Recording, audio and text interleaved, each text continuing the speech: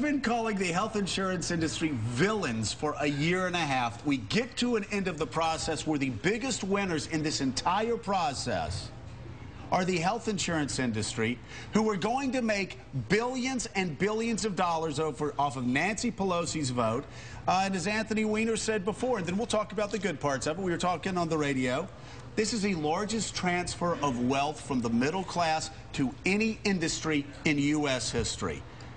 There's no cost containment. There's no public option. There's no competition between states. There's nothing that holds down the cost. In fact, health insurance industry leaders after this bill will still be able to get on the phone, and because there's an antitrust exemption that only they in Major League Baseball have, and fix prices. Okay. They will still be able to fix prices unlike any other industry. Nancy Pelosi can say we're doing the moral thing because we're going to bring 31 million people under the insurance rolls, and I'll say, okay, we can debate about that. She can say we're going to extend the life of Medicare for 9 years. I say, okay, well, let's have a debate over that. She can say we're doing good things with Medicaid. I'd say let's have a debate about that. But any Democrat that comes on and says that this is a bad bill for the health insurance industry, I'm sorry, Susan, and this is where you need to send me an email. If they know what's going on, they are lying.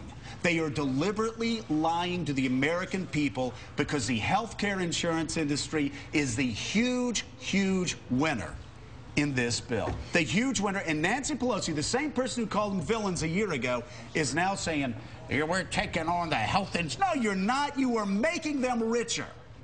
Well, Anthony Weiner, well, New York's 9th District Congressman. No, I think Anthony might agree with me on this one. I'm really conflicted here. I really don't know which way to go with this because, as you know, I've argued to you that I don't think the health insurance industry has any legitimate role in this transaction. And let me just say, at the end of this process, I'm moving just a little bit closer to where you are, Anthony, because this is despicable. Whoa. This is despicable. We're going to get you on here more often. We're going to get you on here more often. Whoa. True or false, the healthcare insurance industry is going to have a tremendous windfall from this bill. Well, look, there's no doubt about it. When the president started this process by saying that we're not going to expand Medicare and single-payer systems, we're going to go with the other half, which is the for-profit insurance employer-based system, automatically right then we took a step, I think, in the wrong direction. But all of that being said, I really have to dispute the idea the health insurance industry is all that excited about this. A lot of their worst practices are going to have to stop doing as a result. Okay, but let's first, I'll let you go talk about that part of it, but first, is it not true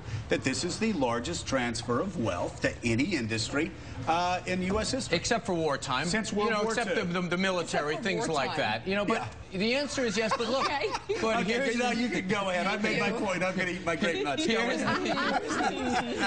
the point. First of all, I think that you're right. To some degree, we're solving the problem, not having people go into emergency rooms without insurance, by giving them insurance, which is actually cheaper to give them the insurance than provide care in an efficient way. So that's true.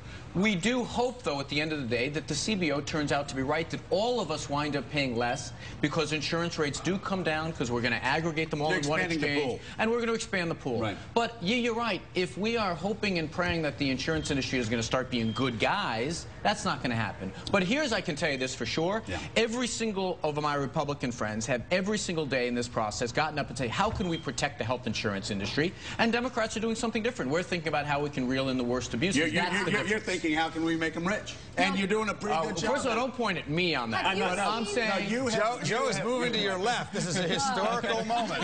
Joe Scarborough is to the left of Anthony Weiner. Actually, Peggy, I really do, because I love the institution of Congress. I really do. I feel sorry for people like Anthony Weiner who have seen this process just perverted over the past year.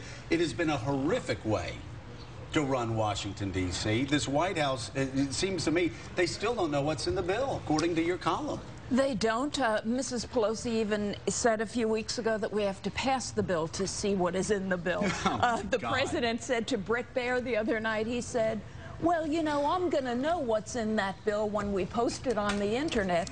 I must say, the problem for Congress, you feel loyal to the institution, and you should. It is a great American institution and vitally important. We are a republic. That having been said, This was one of the most unpopular institutions in America before they went through this dreadful process now, yeah. with all of the buying of congressmen and the buying of senators, making it look so bad and sort of straining the system every day as they try to force this thing Peggy, that is not popular through the Congress. What went wrong? Because you can go back, you can look at the columns, you can look at the hate mail that you got. For the first 3, 4, 5 months of Barack Obama's administration, you were cheering for him. You said this guy, oh, absolutely, hoping this is going to go well. Could be we different. Needed a successful president. For you, what went wrong? The president misunderstood his moment in history, and he misunderstood what history was asking of him. History had dictated a sentence. It said, we are in the Great Recession. You have to worry about debt and deficit. Don't be about spending. You have to be about how do we control this fact that China owns our paper and Japan owns our paper. There was that, and you have to keep us safe in the era of weapons of mass destruction. Nowhere in that sentence do we have the words fully insured, co-payee, insurance company. Do you know what I mean? It was fatally off point.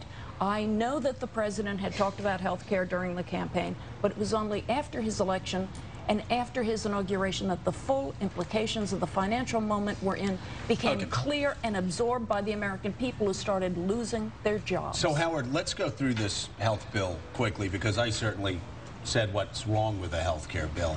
I want to follow up with something I talked with Anthony on the radio, and that is, there are going to be 31 million people that have health insurance, but at the same time, eventually. Right.